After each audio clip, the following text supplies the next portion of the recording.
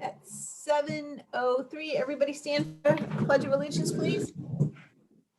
Pledge allegiance to the flag of the United States of America and to the republic for which it stands, one nation, under God, indivisible, with liberty and justice for all. Hello, everybody. Hey. Hello. Is he still here or did he go? So, Rory, item number 3, public comment. Rory, do we have any public comment? I did not receive any. Okay. Is there anybody on for making public comment? Going once, going twice, 3 times. Okay, item number 4, approve the minutes from the February 2nd, 2020 regular meeting. Can I have a motion to do so? Motion by Bob Finley, second by Christopher Bowen. All in favor? Aye. Abstain.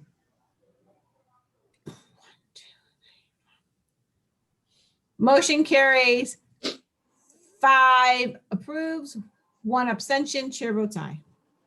How's that? No nays. First, Selectwoman's report. Right here.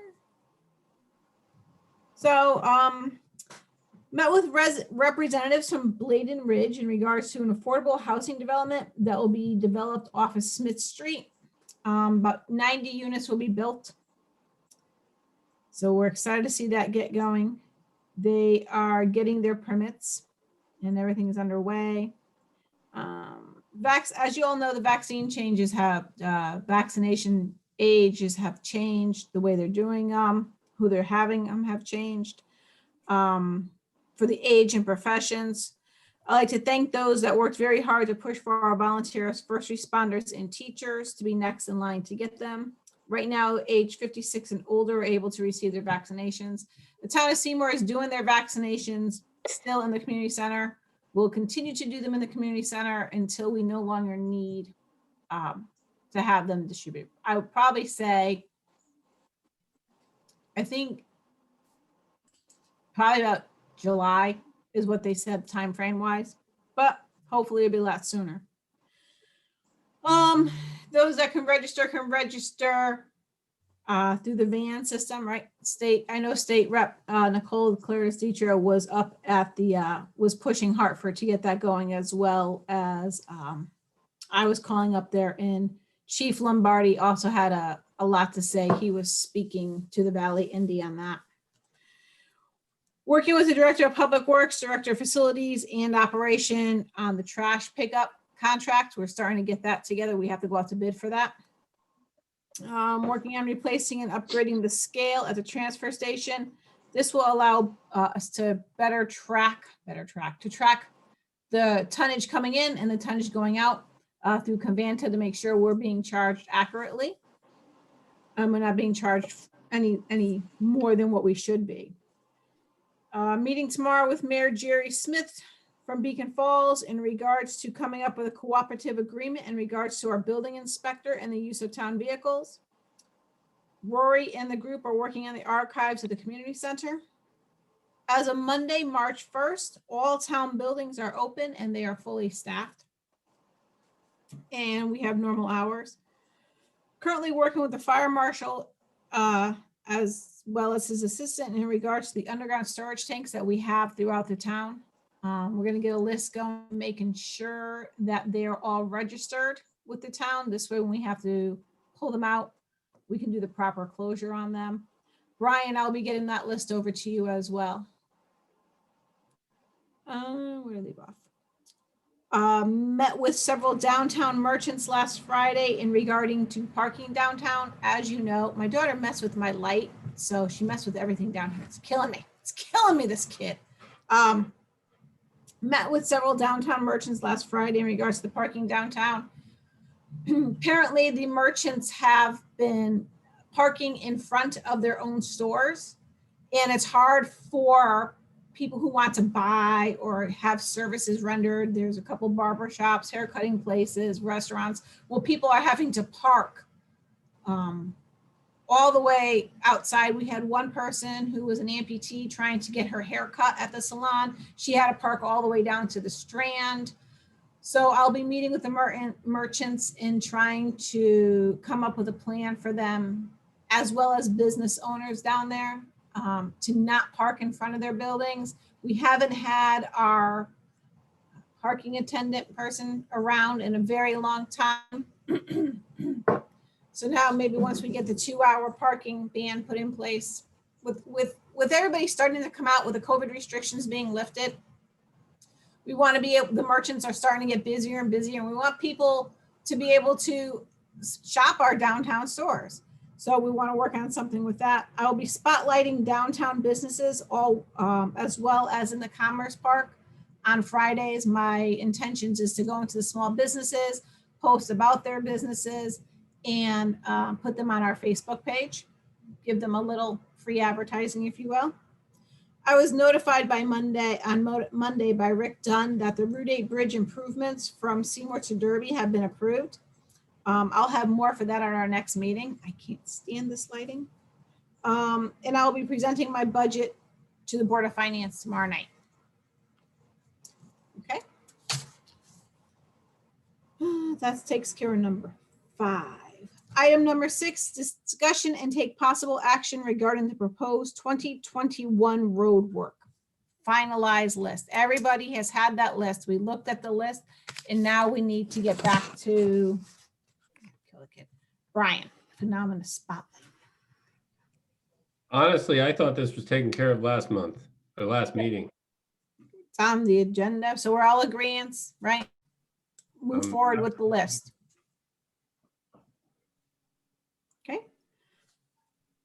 Okay, we don't have to take any possible action because we took action with it last month. So how, with the sidewalks too, was that also, did we finalize that? I believe so. What we had discussed 2 weeks ago was, let's start the roads, let's get them going while we do a cost analysis to see the most efficient way going forward for the sidewalks. Is that correct? Yeah, I thought that was still open. I just, I wasn't sure. Yeah. Brian, do you have any input on that, or do you pretty much know the direction you're going to go? Well, I mean, there's a lot of money left in the budget, so I think that if you can give me some direction on what sidewalks you want me to hit. Obviously, we did talk in length about focusing on sidewalks that are near work that we're doing elsewhere, and that makes complete sense. But there's more sidewalks and roads that need to be done than there's money. So it really comes down to, you know, if there's a specific area that you want me to focus on, then I'll focus. Otherwise, Why don't we just prioritize the A list? Do we have the money to at least address the A list? No. Mm-mm. But again, we don't have enough money to address all of the roads that we want to do. So whatever money we spend towards sidewalks, we're taking away from the roads, which is legitimate. Sidewalks are important, and we should be focusing some resources there. It's just how much, and how much do you want to do? That's where I was going with trying to do a percentage ratio. So if we're gonna, whatever that number is, if it's 10%, whatever the number we come up with, I think there was something that we wanted to finalize on to get there. So it just becomes repetitive. Because if we keep just putting it towards the road, you know what'll happen. We will keep the sidewalks and not doing as many as we should. And I think we should just start integrating that into our formula, saying we're going to do this many roads and this many sidewalks every year, period. Unless you have an emergency and then we have to add something special, you know? Is it fair to say that we should prioritize whatever work needs to be done to the sidewalks on roads that we are already planning on doing? Ideally, like I said, it kind of helps us from a cost perspective, because then you don't have to move guys around and everything else. So we'll probably. But there's a specific example. So we're planning on doing Shelton Street, which has sidewalks on both sides of the road, and they're in horrible shape. And it's been kind of one of those questions that we had was, do we really spend all the money that needs to be spent on that road? And it'll clean up the road. It'll be done for 40 years. But it is going to be a considerable expense. So, I mean, that's just an example. I'm just saying, is it fair enough to say, if we're going to be working in this road, let's just clean up the sidewalks while we're here? And it's certainly justifiable. Yeah, I'm in a touch it once kind of approach when I do things. If you're gonna do that area, just get it done once, so you're not going back and forth. You're gonna tie it up for a period of time anyway. Might as well tie it up and get it all done. And then you can move forward. Might be, I mean, I don't know what the team feels about that. I just think that you're tying up roads in the town, people be inconvenienced. You don't want to have to do that twice. Plus So the overtime, plus everything else. you have the police force there, you have everything you need, you get it done, you move on.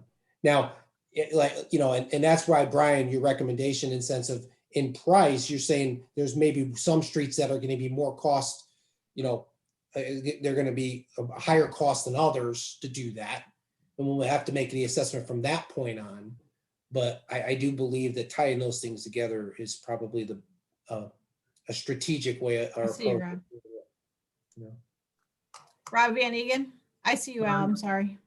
Because I remember Brian was asking us last time, did we settle on a percentage of total funding that we want to put towards? No, Brian's saying no. I heard 10, but I don't think there was ever No, an actual No, we agreement. didn't agree 10% upon would be it. $300,000 that we're spending.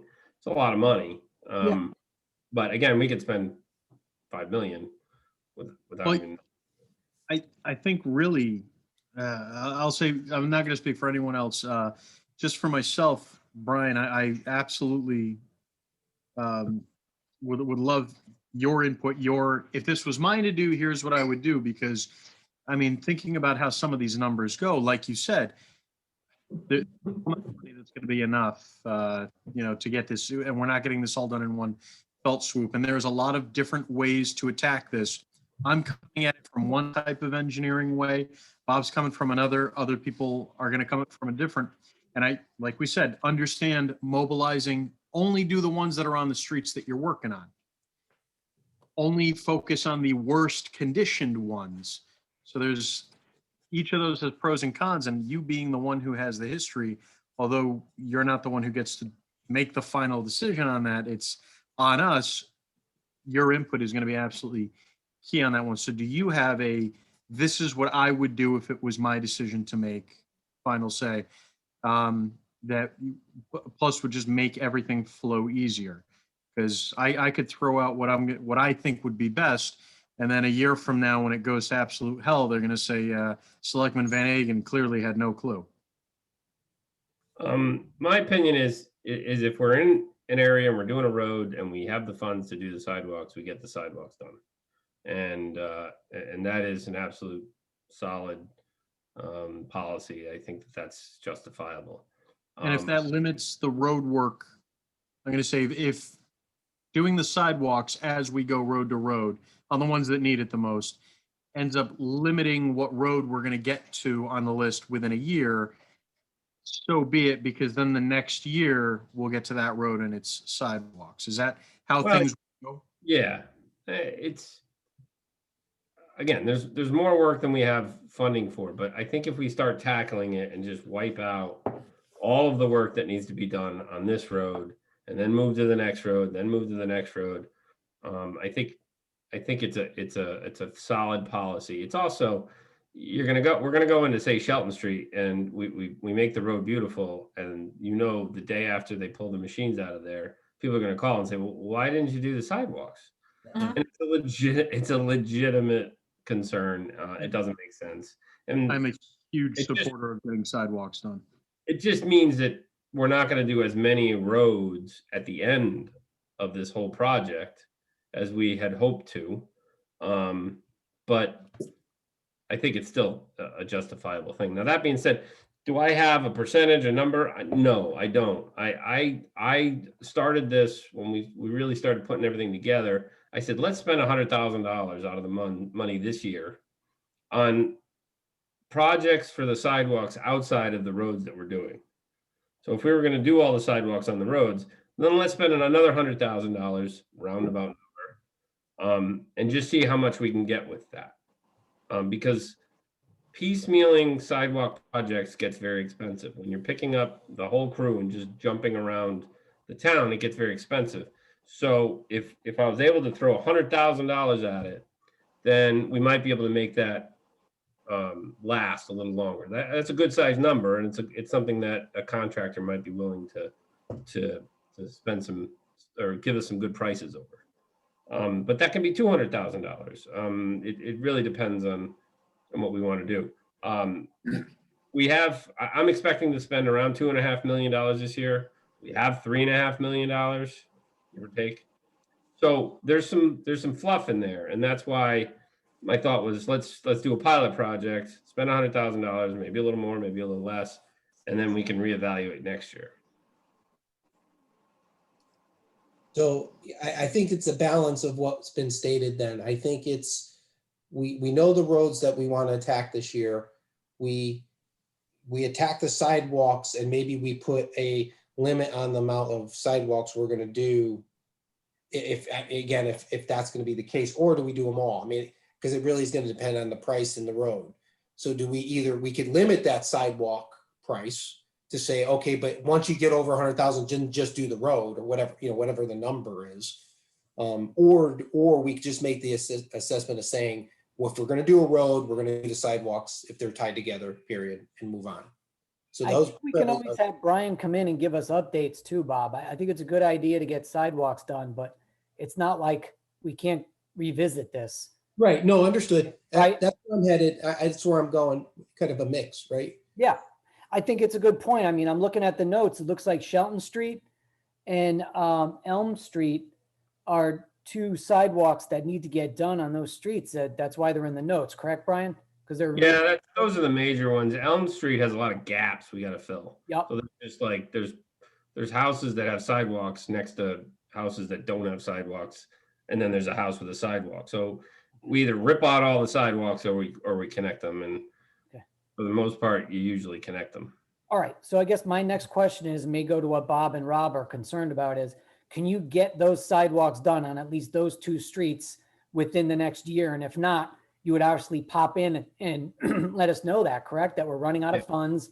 We didn't get all of Elm Street done, for example. We'll have to get it done next time, but we got 70% of Elm Street sidewalks and it cost $300,000. And that's all I felt comfortable spending, or you guys said, don't spend any more than that. I mean, this doesn't sound like this conversation is going to be over after tonight. It sounds like you're going to have to do some check-ins. Right. Yeah, I think we can get it bang for our done. buck, right? Yeah. I think we can get it done. If we're gonna show up on that street, and you guys are okay with it, we'll just get it done. And there's still money, there's still fluff left over. It's just how much is going to be left for next year. That's all. And then My vote is to always just get it done if it's within the money. That's my particular vote. You guys can keep discussing, but I'm all for that. I trust Brian. He's going to check in with us. Let's whack those sidewalks to Bob's point. If we don't touch them now, we're just going to kick the can down the road. We know how that works in town with leaky police roofs and infrastructure that wasn't touched for 20, 30 years. We're not doing that. That's not the way we've done things the past decade. Let's keep going, keep working. You're our guy. You're our expert. Check in. We have experts on this board with similar expertise. We're engineers. I'm sure you guys know more than I do, but I think let's just spend it what we can spend and check in with us. And we'll go with the flow with it to a degree. I mean, we can't micromanage the project. Nope. Thanks. Pat Lombardi. Al, I agree with your comments, and I don't like going over the same turf twice. If we're there, let's get it done. You have, as far as putting a percentage again, that's like out the window. Forget that, okay? Brian, you don't know where we're gonna come in with dollars, okay? In terms of, I mean, what your number might be, what's gonna be attractive to a contractor, I think when all is said and done, you are gonna have to come back and report back to us and tell us, where we are, and we go from there. But I say if we're gonna be on Shelton Street or Elm Street, the sidewalks on Elm Street need to be gapped, and the ones on Shelton Street, if they're in deplorable condition and they need to be replaced, get them replaced. Makes no sense to be going over the same turf twice. That's my opinion. Okay, great, everybody. So we can decide that we're going to do those roads. We're going to let Brian make the decision on those 2 roads. And if he has any questions, he's going to come back to us and just give us an update once the roads start. Yep. Right. Can I just make one point real quick? I definitely agree with that. I know we're worried about spending a disproportionate amount of money on 1 or 2 streets, for example. But Brian, you said that work covers us for like 40 years, life expectancy? The sidewalks, for the most part, they kind of get beat up by the curbs get beat up by the plows. The roads 20 to 25, but the reality is we don't get back there for 40 years. Let's be honest here. Right. I mean, if we have to spend disproportionate money on our worst roads, Shelton, Seymour, etc., let's just do it so that we can, I mean, even if we're working down the list progressively, cut, like Bob said, cut once. That way we don't have to think about it until our children's children are on this board. Or Alexander. I'm creating problems for Alexander. Or baby Danka. All right. We're all good with that? Awesome. Thank you. Yeah, thank you. I have the direction I need. I'll get on it. Appreciate Okay, it. great. Thank you, Thanks, Brian. Don't go anywhere, Brian, because we have the Route 67 spot improvement project alternatives next. You're just so popular lately. Love it. Love All right, it. the last meeting, you guys asked me to get some more information on the lighting and what was proposed, just to revisit. Hopefully I can share here.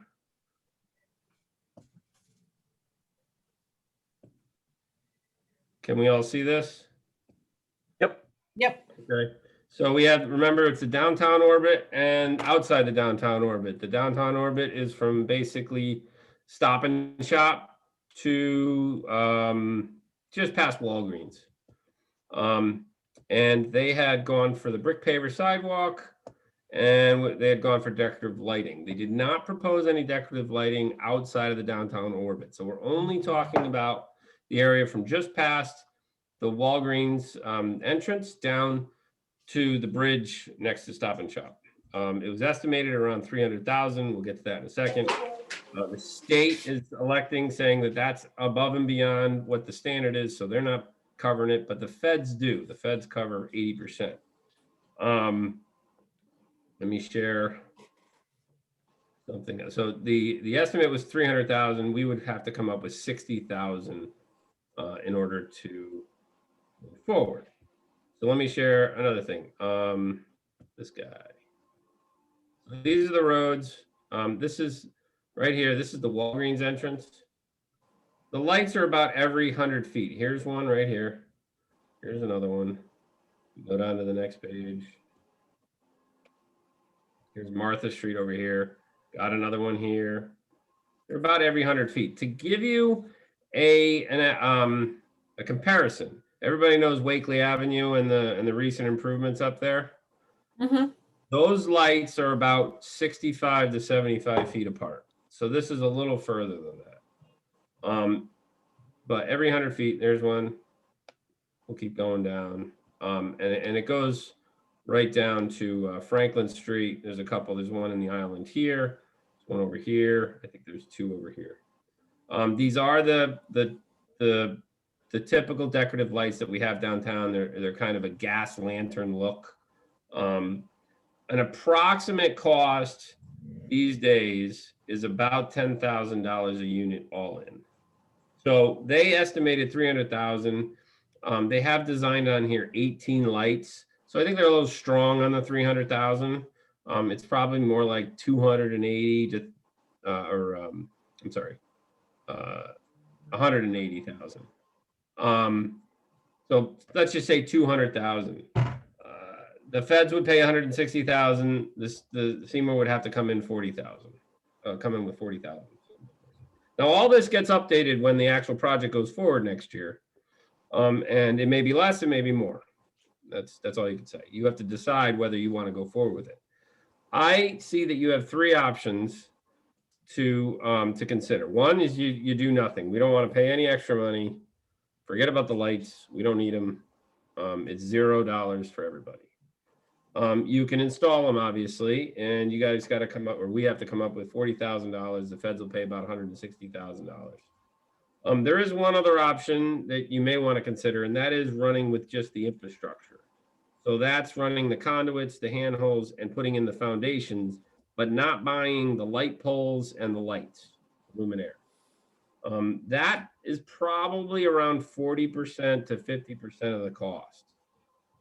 And what that gets you is everything's in place, but then you got to go spend the money on the actual fixture itself. So if you wanted to consider that, it's about probably $16,000 to $20,000 that you'd be paying up front, with the feds basically taking care of the rest. I'm happy to answer any questions. I'm just going to throw my 2 cents in here because I've done a lot of thinking about this, and I'm probably, I won't say, maybe I'm not the most, but I'm definitely known for being a little frugal because of my history with the Board of Finance. My thought is we don't always have an opportunity to have the state understanding tax dollars or tax dollars. I get that. But as a town, we really are trying to be forward thinking in what we want. And aesthetically speaking, and with it being our downtown, I don't even find $60,000 to be so cost prohibitive, understanding it's not a necessity, but to beautify the town, having the decorative lighting. I think it would be foolish. Maybe I'm not understanding, but I think it would be foolish to just put, Brian, I don't know what you called it, just like the starter set where we're not kind of finishing it with the poles and lights. I don't know that is, that's might be penny wise and pound foolish considering the overall cost. Sidewalks, obviously, that's pretty cost prohibitive, and we just want something that's going to last. But with the decorative lighting to dress it up, and that being a main way for a lot of vehicles in town, I personally would be very supportive of that with a longer term view of what we want in our town. And I'm just going to leave it at that. That's just me. Anybody else?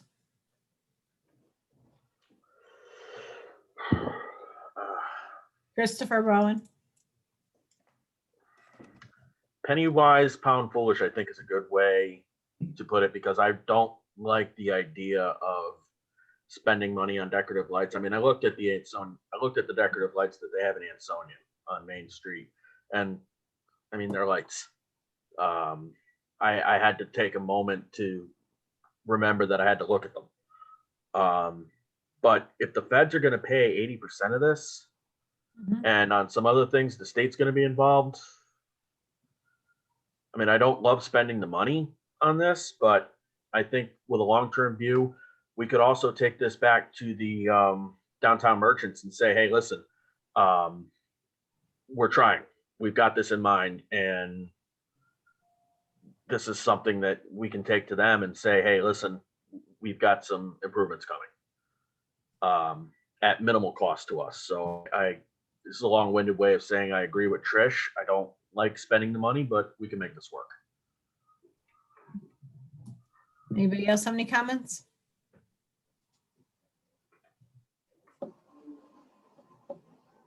Just to remind you, we did talk about the granite curbs last meeting. I think there was a general consensus that was worth going forward with. And I think it was some mid-20s. I assume whatever you guys decide tonight, you need to make a decision on both the granite curbs, the paver sidewalks, and the decorative lighting, so that I can pass that on to the project. Right. Sounds like they are actually ready to move to the next step, so it would be good to make a decision on this. I think the granite curbs we voted on last meeting though, and we all did. approved that. We did. Good, thank you. Bob Finley. Yeah, so with the decorative lighting, the only thing I would say is that they're just gonna, it's a small, very small area where they'll be, and it's kind of in an awkward place. It doesn't introduce anything about the town. It just kind of, it's gonna be, you're gonna drive through town and it's gonna be this little section of area that's gonna have these lights. I don't see trying to put it together in my mind what it would look like and why you would have it there. It doesn't draw, it's not a draw area. It'll look nice with the granite curbs, nice sidewalks. I mean, that's all the stuff that we know. As long as the bridge is done correctly, because I think that bridge is a bigger eyesore than anything. Those things are more important. I just think that we put those lights there, and we're gonna spend whatever, even if the feds are paying for a portion of it, you're gonna spend $40,000, $50,000, and it's, I don't know, there's nothing there to really draw to it. I don't know. It's my 2 cents, little section of area that would have nice lights and the rest of the town wouldn't. I'd rather us, I think I mentioned Anne Marie, I'd rather us paint the trestle where the train goes over nice color so it doesn't look like it's falling apart. Get the railings done on the 313 bridge like I mentioned last time. I'd rather take that money and do things that are gonna keep some of the other eyesores out of play, or you take them out of play versus spend on the lights, which doesn't give us much. I don't know that we can touch those items though. We can't touch I think those we've items. tried in the past and we're not allowed to touch the train trestle. I Well, don't we- believe the bridge Can either. we, so you've asked in the past, is that? We have. Yes. We talked about it last meeting, and I'm gonna just try to pester people up at the state to put it on their list. Because those are eyesores. I mean, you drive into town and those are places where people get caught. They're at a light. That's what you see. You see an eyesore. So We talked about it back in 2011. The state will Mhm. not let us do it. It's a union issue. It's a DOT Right. issue, I believe. Kurt explained this to us. Please, and I was Dave, fuming. 2011, we're already in 2020, 20 years later. We better be able to do something Ridiculous. at some point. I said, I'll take a can of paint and I'll go do it. What now? I'm not sympathetic to union concerns. So here's the thing. So here's the thing with the trestle. It is owned by the railroad company. They have to use a special type of paint. It's not because it's a union issue so much. It's a type of procedure that has to be done with a special machine with a special type of paint. That is why the railroad station has to do it. It has nothing to do with. Special that I was painting. talking about the bridge near Today. Allen's Plumbing. What's I was that? talking about the bridge near Allen's Plumbing, which we've been debating to get that thing cleaned up for years. It's rusty, it's tagged. Isn't this project gonna fix that? I thought that was a part of it. Yes, as far as I know, both those bridges are gonna be rehabbed to some extent. So, which is great. Now we'll fix that because that's another eyesore, but we need to focus on our eyesores, I think. Okay, so we're going with the granite curbing and or the lighting. That is what the discussion is. We can't talk, this isn't for the bridges right now. I understand that those are eyesores. I understand that those have to be used, but let's stay on subject right now. Yeah, but Curbing I'm granite. talking about it from a money perspective because we're gonna Right. spend money on this, so. No, I agree. We have to prioritize because, you know, a lot of people are hit by this COVID. Not the COVID, but COVID. I don't disagree at all. And again, I understand it's not a deal breaker. For me though, we're not gonna have the pandemic. Again, I'm taking a longer term view. That's what we've been trying to do. If it were 300,000, 500,000, I'd absolutely not even consider it. For $40,000 to $60,000, I don't think that it's so cost prohibitive to not. But again, I understand it's a want. I understand it's about making the town, beautifying the town where we have a say and can make those decisions. So I'm not, again, Bob, and I totally respect your opinion. I don't disagree at all. If we had a choice to do that or the other, absolutely, I'm on board. I am just trying hard to take a long-term view and not stick us and pigeonhole us in one moment in time where we have regrets later, because what we decide stays with us long-term. And there's been a lot of talk on, if we all remember, in past years, there has been a lot of talk about what is the town doing to beautify the town, or why can't we, they try and compare us to places we can't really be like. I think it was some of these, I think someone mentioned Hamptons or Cape Cod towns, and because we're not the Hamptons or Cape Cod, but there are things within our control that we can do. And that's the only reason I'm trying to take a longer term view based on where we have a multi-million-dollar budget, is $40,000 or $60,000 that cost prohibitive that we use the pandemic, totally understanding where people are today, totally. But do we use that as the long-term solution when we're going to live with it for long-term? That's my only point. But it's lighting. Understood. I get it. It's lighting. No, understood. Rob Van Egan, you had your hand raised. Yeah, I just, I am a huge fan of proper sidewalks and well-lit sidewalks. But in this case, to echo what Bob Finley said about this particular area and just a small segment of it, because I don't know what aesthetic, what kind of plan we would have in the future if we were developing other areas. And I would hate to get stuck with a few in this one little area, and then let's say years down the road, we want to do a longer stretch from, let's say, Clarity's up and the other way, and then we would have something different. I think it would be better to tackle a longer lighting situation sometime in the future. For now, just to do that little section, I'm not as much of a fan of it. As much as I like well-lit sidewalks, I would probably say pass on this one. But yes, granite curb, the granite curb is a given.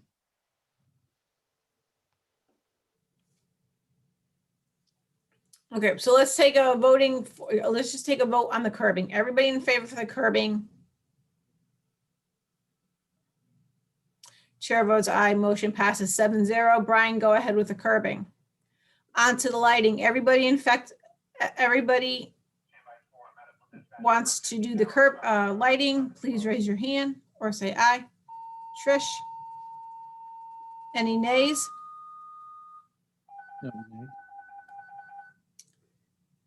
Motion. Madam Go First ahead. Selectwoman, did you want to take a motion and a second on both of those? Did I not? I think you just had hands raised for in favor. Motion for granite curbside. All right, sorry, thank you, Rob. Second the motion. Second, Al Bruno, sorry. Okay. All right. Motion passes 7-0 for the curbing. Motion for the lighting. Can I have a motion for the lighting? Moved. Motion by Trish, second by Rob. Can I have a vote on everybody that wants the lighting? One for the lighting. Any nays for the lighting? Chair votes no. Motion fails 1-0-6. All right, so Brian, 160. yes. Sorry, thank you. Brian, go back. We're gonna go with the curbing, no lighting. Not it. No problem. Thank you very much. Thank you. Thank you, Brian. Okay. Next on the agenda is number 8, discussion and take possible action regarding the Chatfield-LoPresti Solar project. With us, we have Aaron Elibrio in regards to some solar going on at the Chatfield, the solar panel going on at the Chatfield-LoPresti School. Aaron, can you give the board as well as our attorney an update of what you would like, what this contract is about, what it entails in detail, please? You're on mute. Aaron, you're on mute.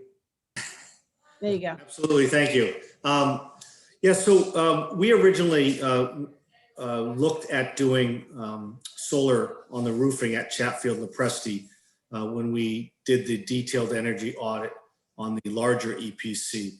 And during that time period, several years ago, the meter was disqualified. And that was due to an application in the past that hadn't been moved forward on and hadn't been terminated properly. And so we moved away from proposing to do any solar at Chatfield-LoPresti.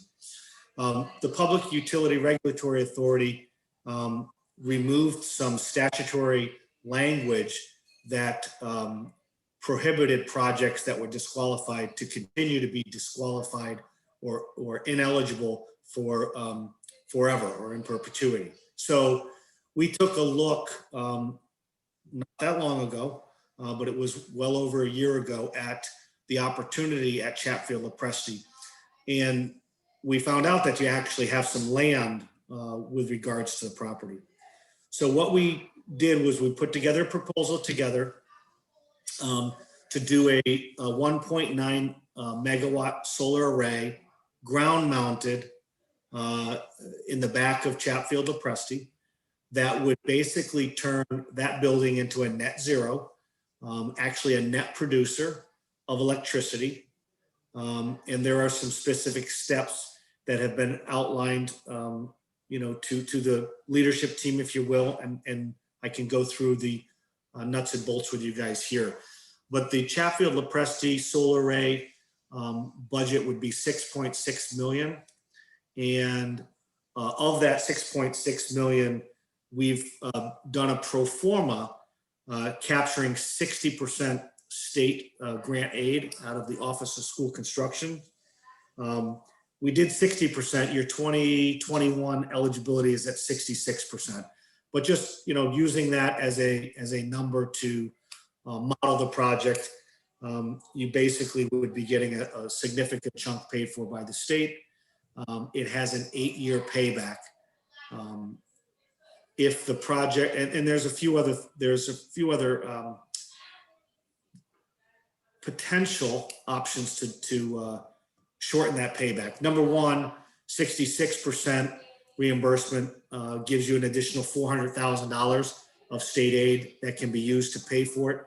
But since this is a ground mount, we were not capturing that in the payback because when we bring this up to the state, we want to build the contingency with regards to the project. So you'll get larger reimbursement from them, and you'll have the ability to take care of any local site control issues that you may want from fencing perspectives, as well as drainage that may come up in the process.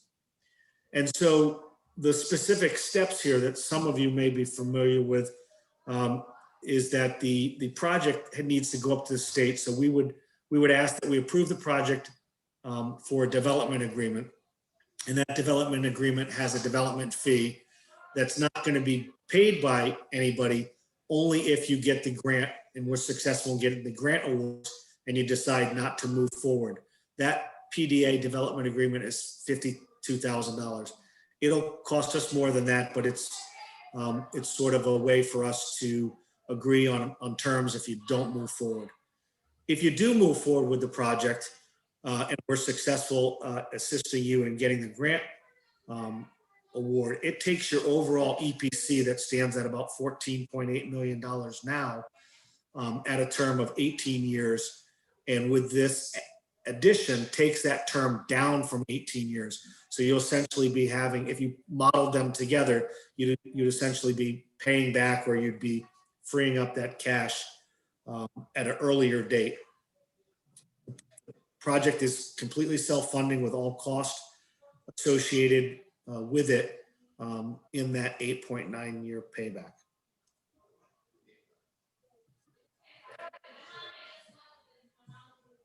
You're on mute. Does anybody have any questions? Bob Finley? Yeah, so you mentioned that there's land that you'd be using. I'm looking at a map just to look at where, kind of an overview of where it is. Is that in the tree line? Would you be removing trees and using that area? Is that what the intention would be? Yeah, I'm just trying to turn the volume up a little bit. Okay. Yes. So obviously there'll be significant amount of clearing with regards to the trees to make sure that the site, you know, produces at a maximum potential with significant buffer on the, I call it the north because I'm always looking at about, you know, the school's on the right. You've got, you know, all of the houses above, but a significant buffer, which I think would be, I think that would be to your benefit, obviously, is that you'd have a solar array out there that would cover some ground, but it won't be visible for those neighbors because of the dense tree line, if you will. And then that's at those, and I guess those arrays, those are 55-degree angle, fixed array structures, I'm guessing. Yep. They'll be ground mounted, fenced in, and interconnected to the meter at the school. The school actually has 2 meters, but one of them is a sub meter, doesn't have a lot of load. And so the design is that, and just to capitalize on that, so we're overproducing. And when you overproduce, you don't get the full cost avoidance. So for argument's sake, if you're paying 12 cents, we're going to produce, that 12 cents. When we overproduce, you're only going to get reimbursement, not at 12 cents, but 3.5 cents at ISO New England. Because the project that's laid out is that we would design the system, make the application to the state, and then put you into the queue for virtual net metering, which once we go through that process, and it could take a year or two, because that program is oversubscribed, you'll have an additional electric production, or KWH, where you can try to zero out another town building or school. And is that, now with those arrays, are they also have a battery system? Okay, they do not yet, and Connecticut is a little bit slow. They have not put their utility program together for the battery incentive. Okay. So it's cost prohibitive to do it, but every one of these will be ripe, if you will, to do a battery program where we can do demand response and participate in events and have some cash being produced out of these arrays as well. Okay. Any other questions? Thank you. Attorney Bertula, do you have any questions?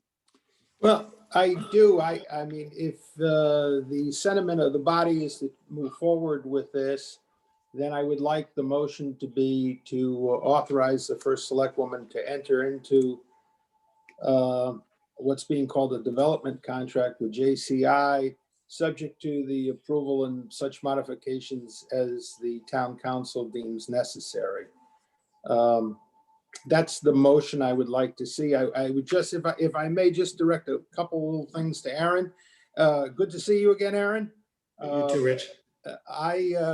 In looking at this, just to make sure we're both on the same page, and I think we are, you're calling it a development agreement, but in my mind, it's really a design and planning. We're really talking about design and planning at this point. I can send you over another copy of that, but it really hasn't changed. It is design and engineering and planning. That's what I thought, yeah. Right. And then, Okay. and that is a step that doesn't prohibit us from assisting you in getting up to the state and then having you do the steps necessary. Yeah, I'm painfully aware of that. Yeah, yeah. So, one of the things, Rich, I just like to add is, the application process to the state has an open period for submission between the 1st and the 10th of the month. And so what I would ask is that if we're ready to move forward with the development agreement, that either in short order that we get that resolution approved, because that resolution will be needed to make the application, which is a 2-step process. And I can certainly send you a copy, but you did the original resolution that we did several months ago twice. We did it in June of last year, and that was a resolution. And so that's similar to what you would do as a resolution that you authorize a solar array not to exceed $7 million. And that would be your borrowing ability. Now, you don't need to borrow the full 7. You only have to borrow the unfunded part. But the language in there would be very similar to what you did in June, and then you took another resolution, I believe, in September of last year. So hearing what you're saying, referencing those prior resolutions, would it make sense for us to put our heads together on the contract to the extent we want some modifications or think some language should be changed, and get the resolution in order for the next Board of Selectmen meeting so that you're ready to hit the ground running on April 1? Yeah, because that period is in short order. If the meeting is in 3 weeks, then if we could have the resolution and the authority to sign a development agreement, there's a bunch of documents that are basically ready, and we could assist in getting that application up to the state for the 60% or 66% reimbursement. So with that, I think that game plan would make sense if it's the sentiment of the body to go forward with this. But we, under that scenario, we'll be voting on a formal resolution 2 weeks from now. So I don't necessarily believe you need to take any action tonight. I have a couple of questions too. If it's a virtual net metering guaranteed, is this virtual metering guaranteed? So the virtual net metering, there's two things that happen here that I want to make sure we don't get confused on. The virtual net metering program has a certain amount of bucket of money that we would put you into the queue, and eventually you'll get into the system.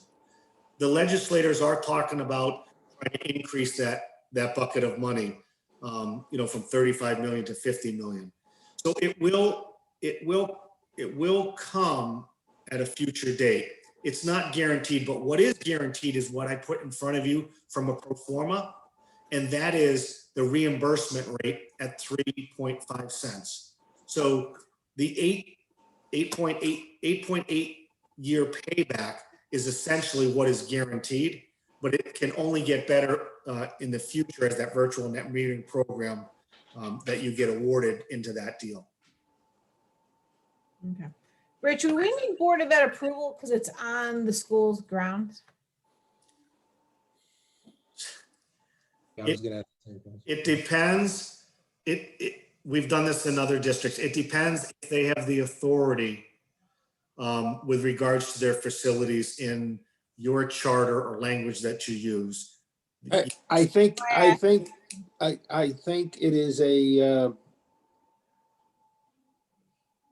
it is a good thing to run by the Board of Ed, because under the state statute, once you commit property to a school, to the school system, it is essentially under the control of the school system, but for certain things. And that's what I think Aaron's referring to. And there's always a little gray area between the board and the town as to who takes care of the fields and who does what, and or when the recreation department has access to the fields versus education demands, and the same thing with respect to the usage of the school buildings. But the buildings under statute, once they're turned over, I think it's safe to say the primary party that has control over the property is in fact the school board. So I think it would be safe to try to run this by the school board and get a resolution out of them. And in fact, that may have, I'm trying to recall if, well, I don't recall, but in any event, I think it makes sense to do so. That's an excellent question. Okay, so now we have to go to the Board of Ed. Which is good, because they have a meeting coming up. Yes. Right. All right. So I don't think we can't. Take So, any actions. Go ahead, Rich. I don't think you need to take any action tonight, but if, Aaron, why don't we get our heads together on the contract and on the resolution? And maybe we could have a draft resolution prepared for the Board of Ed as well. Okay. Okie dokie. Al, sorry. I don't remember ever discussing this project before, so I would a little more information before I could vote one way or the other. I'm not really all that familiar with this. It's the first I'm hearing of it, unless I'm completely off base. This is a kind of a surprise to me to see it on the agenda. I don't know what it is and what the purpose is and what we're trying to do here. So if I could have a little more detail, that'd be great. Am I the only one who feels it? If I am, then I'm. No, I think you're right. And I've been wondering, I don't know enough about this program where apparently there's a proposed $15 million swing in available monies. That was a record scratch moment for me. So I'm glad you guys are getting your heads together on the contract, because I need more information on this, both in terms of our town and elsewhere. There were a couple record scratch moments in this discussion. I don't recall hearing about this either ahead of time, so I'm also a little taken aback. And I don't remember there ever being discussion when I know it's been some time now, on the building committee of even when I was on the Chatfield-LoPresti Building Committee of even looking into solar. Hold on, Chris. Sorry. Go ahead, Rory. Yeah, just so a little information. If you guys remember, I think in 2018, Aaron, correct me if I'm wrong, the town entered into an energy savings performance contract with JCI. Mhm. So originally that was a $9 million project. And the idea is we fund capital improvements to our facilities through the energy savings over the course of a period of time. And so that was passed by this board in 2018. And then we did some changes to it to expand the project as things became available. And so that was increased solar. We needed to replace the roofs on Bungay and the high school in order to put the solar on. And so that number was increased to 14 million. And that was approved, I believe, in 2019, that change. So what this represents is a change to that existing project, an expansion of it that would have been part of the original project, except an application for a solar project had been made years ago that precluded us from including Chatfield in the original project. But as Aaron mentioned, the state and PURA went through and changed some of the language that lifted the prohibition on previous applications. And Rory, correct me if I'm wrong, but I think if we put the solar panels on for Chatfield School, that takes Chatfield-LoPresti School off the grid totally, and it's totally 100% energy efficient. Yeah, correct. It'll be net zero with the existing geothermal system. So what this is an expansion of an existing project. It's that's a good way to put it, Rory. It's an expansion of the existing project and takes the overall payback down. Yeah, so like I said, the project is funding capital improvements through energy savings, right? And so the current payback, Aaron, I believe, is something like the 18 years was the payback. 18 years. Yep. And that project included efficient lighting upgrades, boilers for the facilities, insulation, a wide variety of energy efficiency projects. And the idea is it all pays it. The cost of those improvements is paid off over the duration of that contract through our existing utilities budget. So All guaranteed as well. the money for capital improvements, we're financing it through the energy savings. And so this expansion of the project has the possibility to lower that the duration of the contract, so that because we're financing the project through the savings, we're essentially paying the same for our utilities through the end of that contract. Once the contract is complete, we start realizing the full savings. And what is that estimated to be at this point now, Rory, since this was something we discussed 2 to 3 years ago? Mm-hmm. And I wasn't clear on those details. I just would like to been brought up. Yeah, I can't remember everything we do, to be honest. And it's been a crazy year at that. So Yeah. 3 Yeah. years So ago, obviously understand it's being done at the high school. Mhm. I was not clear that we were trying to get Chatlo in there to get this done, and the program's been expanded. That's where my gap was. So that's what's being proposed right now, right? It would have been part of the original proposal, but for that prohibition.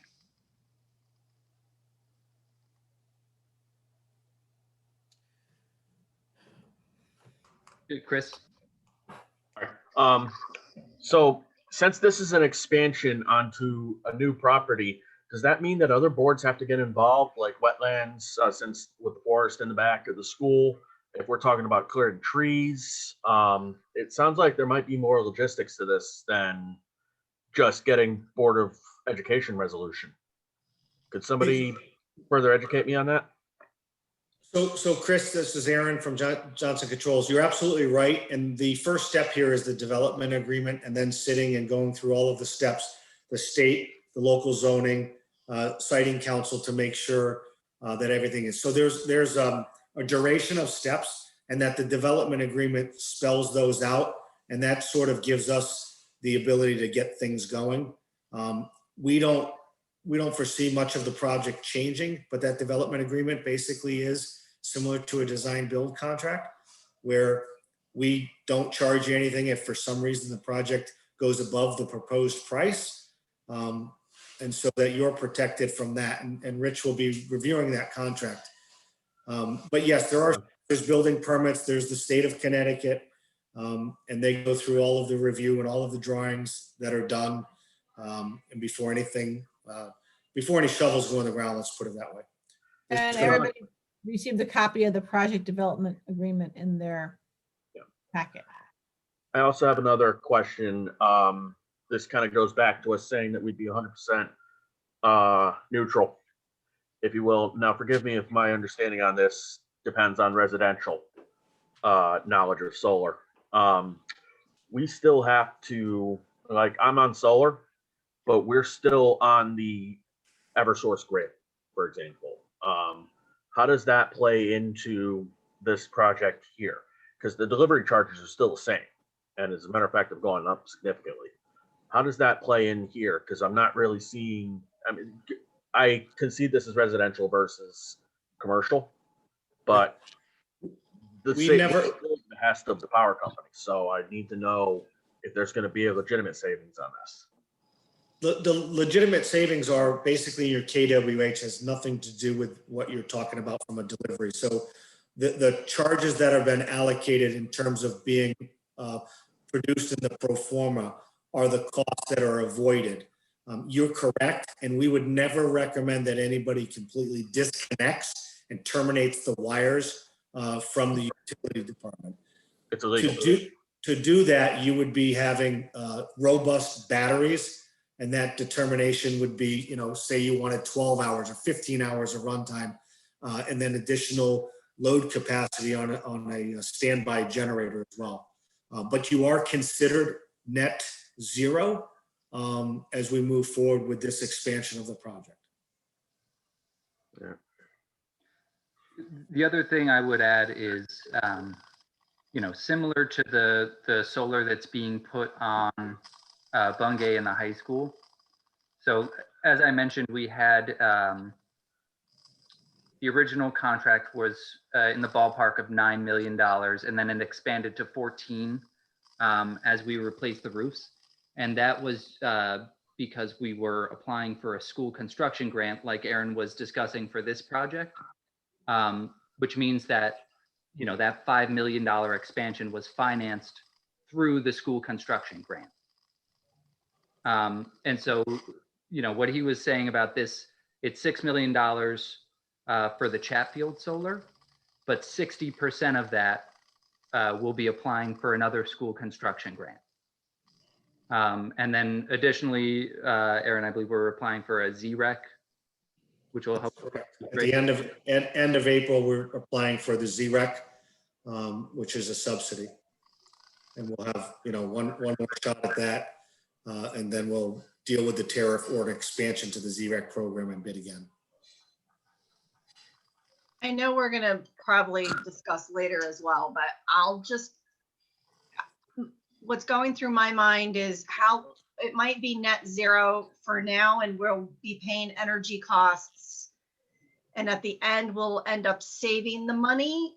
But how long is the solar going to last before they have to be replaced? Because they all have a shelf life. What is it, 20 or 30? Is it 30 years now? And at what point do you reach net zero? So you're producing, so you have two things there. The panel life is warranted for 25 years. There have been panels in existence for longer, but the warranty is what you need to pay attention to. The second part of the question that you'd be net zero day one, but you still have to pay for the investment. So the unfunded portion of the cost for the solar array that's not going to be paid for by the grant has an 8.9 year payback. You're net zero because you will be using that money in your budget to pay the debt service as opposed to the utility, but you'll be creating a net zero on your budget, on your bills from the utility company. And after 8 years, it can't be zero. What would it be after the 8 or 8.5 year repayment? You'll receive 100% of the cost avoidance, the production of the system. And so for the pro forma, the 361,000 annual savings at Chatfield will flow down either a budget enhancement or you repurpose those dollars through the budget activity. Thank you. Yep. And you know, one of the appeals of this project is, like I said, the original agreement, the payback period, and Aaron, is it 18 years, I believe? It was 18, yes.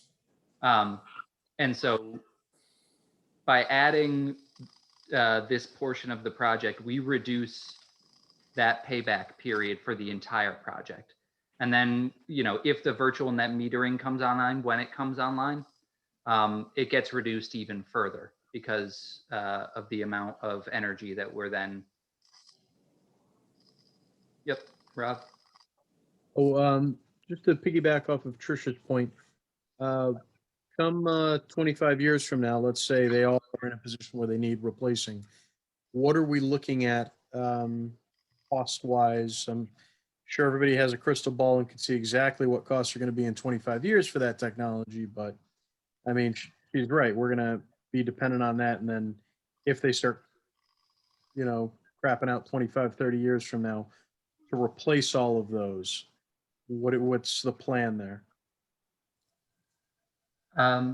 You know, so there's solar is great, and obviously going green is wonderful. The real benefit of the overall project is that it's funding other capital improvements that, you know, we needed to make anyway. So by upgrading our furnaces and our boilers and doing insulation, that sort of thing, you know, so that is a benefit of the project that I want to highlight.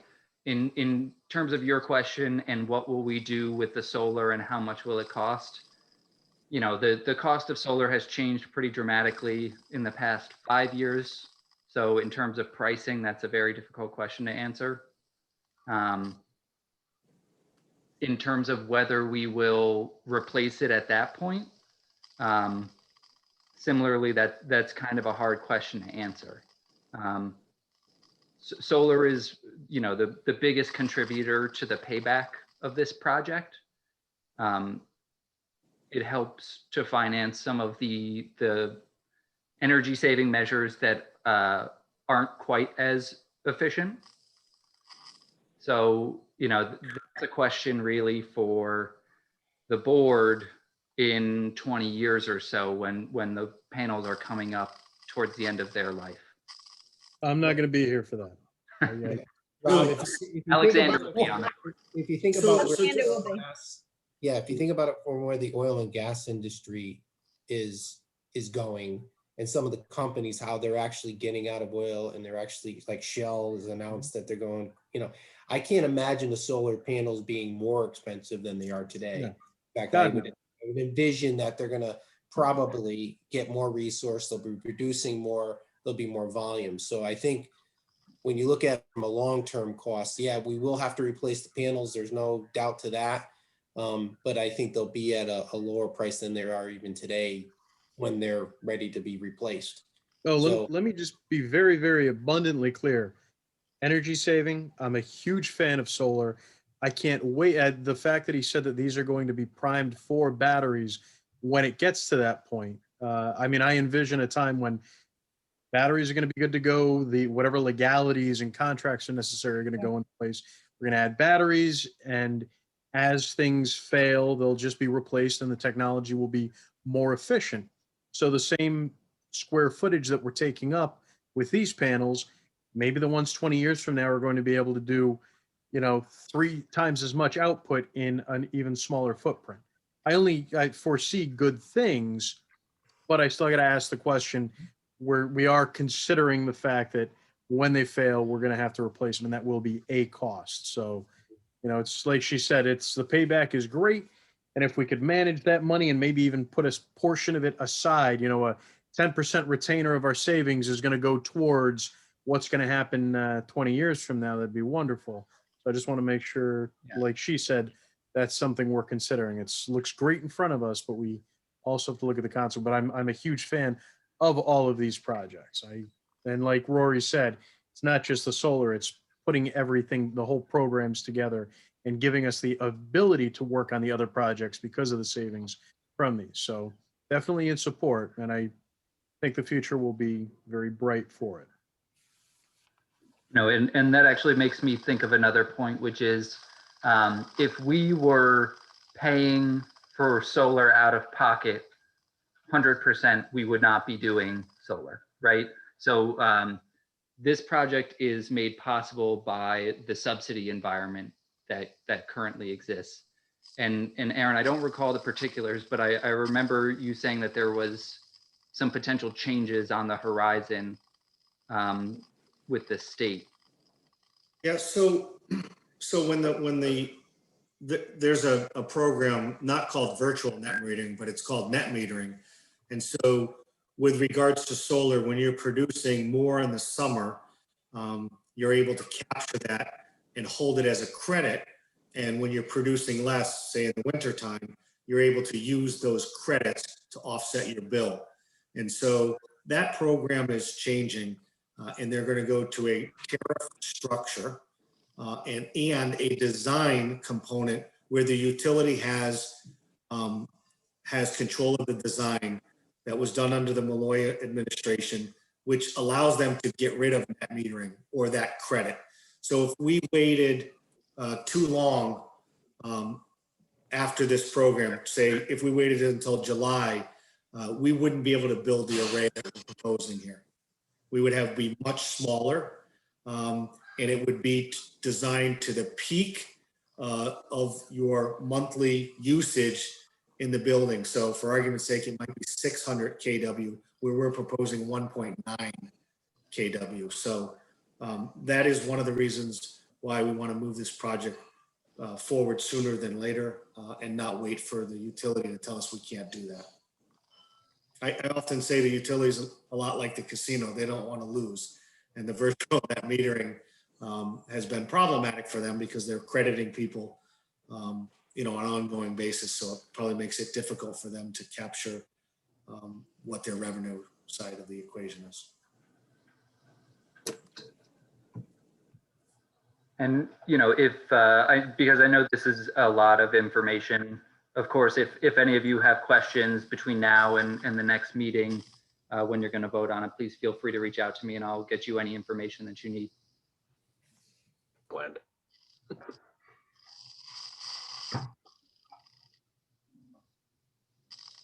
Bob? Yeah, just one last thing, I do appreciate solar, but the other thing that I think, and I'm hoping I hear, is where the battery technologies are going. I know right now there's no battery system on the school, but the long-term plan where batteries are going, what they're going to do with the waste of those batteries, the recycling, all those things that come as a byproduct of using batteries, because those batteries are big. People get agitated when we throw alkaline in the garbage pails today, right? Still.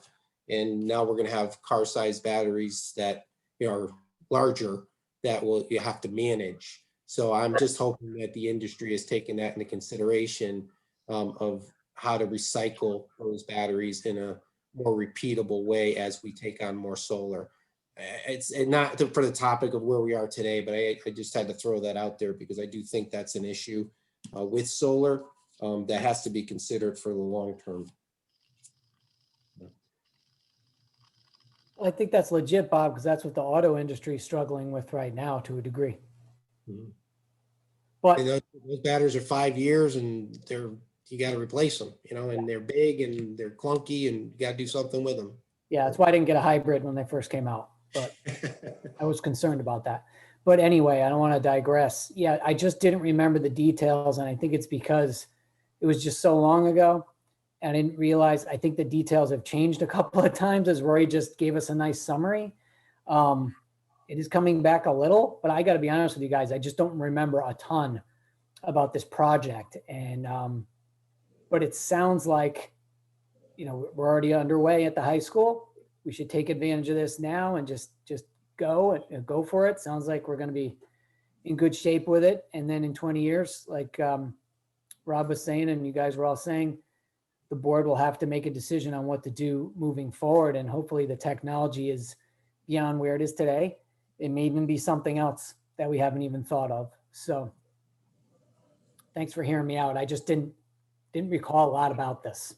Sure. It's understood. I don't, trying to remember everything that we do on this board and remembering everything it's hard, right? So is the board's, Rich, what motion do we need? Well, as I said before, I don't think you need a motion right now. I want to get together with Aaron on the contract. This is, to Aaron's point before, and to a point that I made, this is really the design and planning part of the project. So I want the contract to reflect that. And there are some other provisions in there that I think we took out in the other contract and that I want to modify. And then we need to have the resolution that is acceptable to the state. And we want to get that drafted to pass on to the Board of Ed for their approval as well, which may mean a roadshow, if you will, with Aaron and Rory maybe going over there to explain what it is that we are doing. So we're going to try to accomplish all that in the next 2 weeks, so that hopefully you can vote at the next meeting. If as I said, when we started this, if it's the pleasure of the board to move forward, if that's the sentiment, then it's a pretty good timeline to vote in 2 weeks. If you can get those approvals, JCI can then, working with Tim Connor and Rory and the folks at the town and the board, move forward between the 1st and the 10th with the state. Is that correct, Aaron? Yeah, that's correct. And there's Okay. a few documents that we've already done that need to be part of that application process. So I don't think a motion is needed tonight because you're going to be voting on a formal resolution 2 weeks from now. And the next time you see this, we should have a slightly revised contract, I imagine, as well. Okay. Okay. On to item number 9 then. Okay, thank you. Thank you. Thank you, Aaron. Right. Discussion and take possible action regarding tax abatement policy. We need to table this due to Joe Kuzak not being in the office and Rory not being able to get any data. Yeah, I apologize. I had spoken to Joe Kuziak. You guys had asked me to put together some information on the tax incentives that the town has issued in the past. And so I was looking at Joe's files, which go back quite a ways into the 90s at least. And I was putting together a summary, but he asked to hold the files, and I did not realize that he would not be in through today. So I apologize, but I will have that for you for the next meeting. Okay. Thank you. Okay. Item number 10, appointments. There are none. Alex did submit some names for the anniversary committee, but what we told Alex is that we can put that, Rory? We have no appointments, but Alex put forward some names for the I don't have that in my packet. Wait, I thought we submitted 7 appointments. Yeah. I see a couple for the Recreation Commission and VHD. Commission. Am I misreading this? It says appointments March 2nd. I see them. Yep. I don't have them in my, hold on. Can I share my screen? Page 30. Anne Marie, I'll take a picture of it and text it to you. Thanks. Or that? Or you can share your Put 'em- screen phone if you want. All right. Sorry, guys, I don't have it in my packet. All right. I've got it right here. Now you You can see make that? me turn my head side. I know, I don't like that either, but That's what I was doing. how we get the packets? I don't know. I can rotate it and display it if that's helpful. Cool, yeah. That'll work. Kind of kink in my neck here. I figured it was too much effort to realign the PDF every week. Oh, I would have rather read it the other way. There you go. You got it. Nice. Great, okay. Thank you for those that, or thank you for sharing. Sorry about that, guys. Okay, first one is Kevin. I don't want to butcher his name. Richel. Events Committee, 2 years. Expiration is 3/20. That should be wrong. It's an appointment. That should be 3/26/2023. 3, yeah. Right? Yep. Motion by anybody. Oh, I'll I take it. can't see my full screen. So motion by Chris, second by Bob Finley. Yeah, as long as it says. just a note that this is noting the correction in the expiration date. Correct. Thank you, Chris Bowen. Yep. What was that, Bruno? I just wanted to make sure that my motion noted that the expiration date was going to be corrected. Okay. And we're not going to be kicking this guy off 3 weeks from now. Next one is Chris Edwards, Community Center Building Committee. You gotta take the We vote. didn't vote. We vote. All in favor? Aye. I, Nays? Abstains? Chair votes aye. Motion carries 7-0. Chris Edwards, Community Center Building Committee, appointment until completion, expiration, and A. Can I have a motion? I can't see my full screen, so. so moved. Second. So moved by Pat Lombardi, Yes. second by Al Bruno. Yep. All in favor? Aye. Chair votes aye, motion carries 7-0. Bill Peck, Parks Commission, reappointment, 2 years, expiration March 2nd, 2023. So moved. Motion by Chris Bowen, Second. second by Al Bruno. Yep. Thank you. All in favor? Aye. Aye. Motion carries 7, chair votes aye, motion carries 7-0. Rosalie Averill, Naugatuck Valley Health District, reappointment, 3 years, expiration 3/2/2024. Motion by Bob Finley, second by Pat Lombardi. All in favor? Aye. Aye. Chair votes aye, motion carries 7-0. Colleen Lundgren, Recreation Commission, reappointment, 2 years, expires March 2nd, 2023.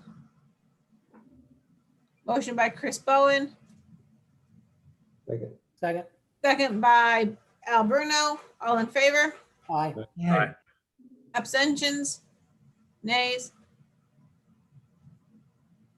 Chair votes aye. Motion 7-0. Sorry, I lost total track right there. Janice Kehoe, Recreation Commission, reappointment, 2 years, March 2nd, 2023. Motion by Bob Finley, Second. second by Al Bruno. All in favor? Aye. Votes. Any nays? Abstention? Chair votes aye. Motion carries 7-0. Phil Willoughby IV, Recreation Commission, reappointment, 2 years. Expiration is March 2nd, 2023. So moved. So moved by Second. Pat was made the Pat. motion. I second. Pat Lombardi, second by Al Bruno. All in favor? Aye. Aye. Abstentions?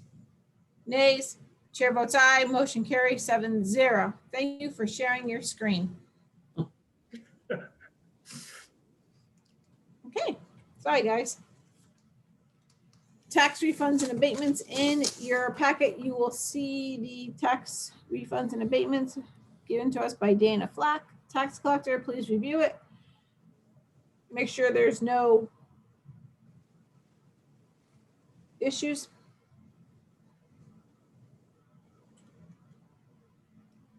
Have a motion? So moved. Motion by Trish, second by Bob Finley. All in favor? Aye. Aye. Nays?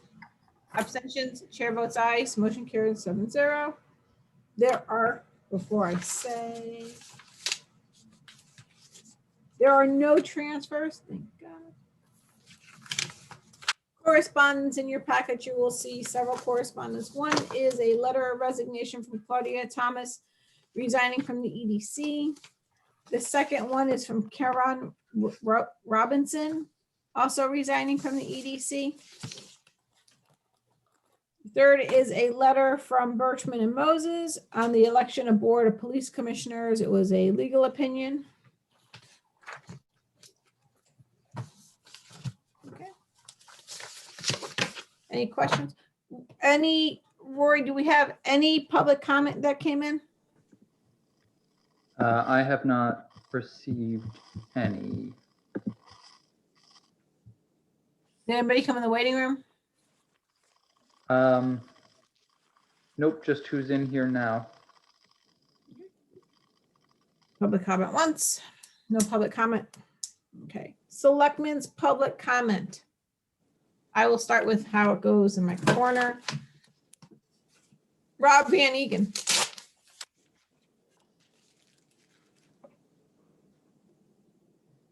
So I am not getting a lot of, Oh, you went on muting it, sorry. yeah. You're on mute.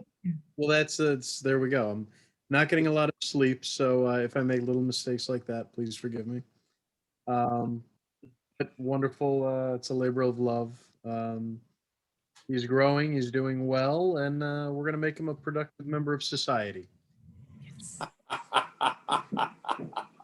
Keep bringing him to meetings and you can make the mistakes as you want.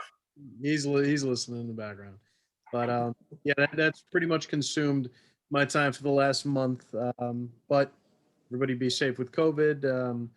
Be cognizant of what's happening with the vaccinations when your age group is available. But don't, even after that, don't lighten up. Make sure you're taking your precautions so we can get this behind us as quickly as possible. Thank you very much. Thank you, Rob. Alberta.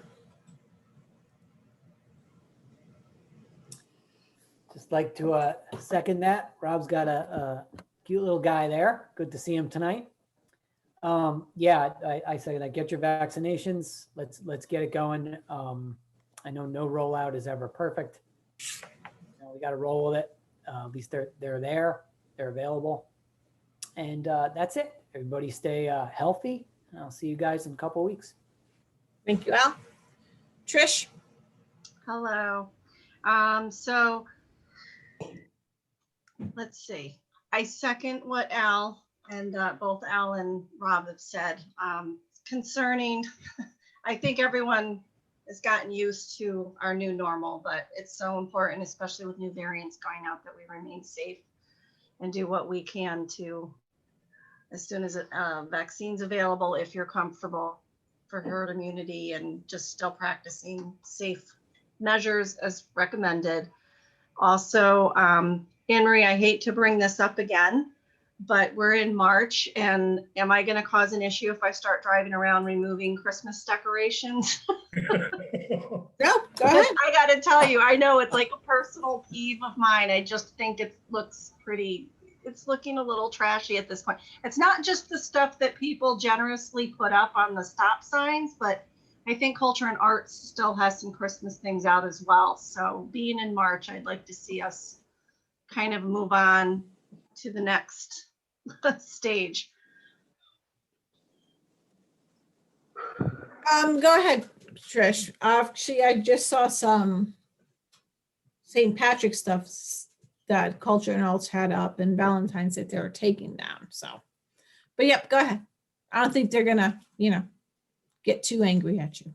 Yeah, I just want to call, I mean, if we're going to let people decorate around town, we've got to have some kind of agreement on what the plan is afterward, because I don't really Well, I want. know they had they had the red up still because February was Heart Month, and then we had that big snowstorm that came in that buried a lot of the Oh stuff. yeah, Well, that's culture and arts. I mean, there was still some stuff up last time I drove around, but I'm talking what, like the stop signs still have decorations on them. You asked me not to touch it and I respectfully have Well, not, then we had but I'm going to. storm, but now that the snow has gone, they can remove them. But yes, go ahead.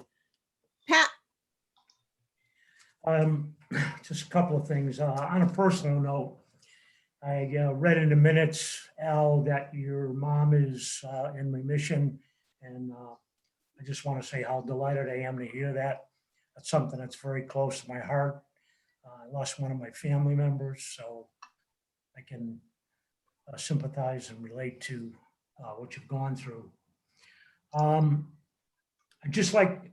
know everybody took their hats off to Public Works at the last meeting. As chairman of the Board of Public Works, I certainly appreciate your comments. I have publicly thanked them on numerous occasions, and I will continue to do so. We did have a very difficult winter. However, I believe that they did an ombudsman job in keeping our roads open and safe for those people that had to be out there and be on them. And the last two things I have are really legislative things, and I just want to bring everybody's attention to them. There's a public hearing tomorrow on the expansion of rail service for the Waterbury, Bridgeport, New Haven rail service, which runs through our town. We are all too late, including myself, to get in on the Zoom meeting. However, I'm sure our state representative would like to hear your comments on this expansion. The other one is Senate Bill 447. It's introduced by Senator Winfield of the 10th District, who is proposing an act concerning the phase out of the use of school resource officers. Again, I'm not expressing my opinions to my fellow board members. I'm just bringing them to your attention so that you can follow them as well as I can and act accordingly. Thank you. thank you, Chris Bowen. First off, I wanted to commemorate a couple people that I worked with who resigned from their board today. Claudia Thomas and Karen Robinson were resigning from the EDC. I think that's unfortunate because they both Karen in particular, brought so much to that board that having them be less involved, it's a loss for the town. Karen in particular is a very hard charging individual. And I wanted to publicly commemorate such wonderful public servants on their appointed boards, and you will both be missed. As noted, vaccines are rolling out. You can sign up for vaccines and get appointments. I also wanted to point out for the veteran community in town to sign up with the VA for notifications, because they might come in faster than through what I'll call civilian channels. They have their own process. It's federally mandated instead of state. So it's better to be in both tracks.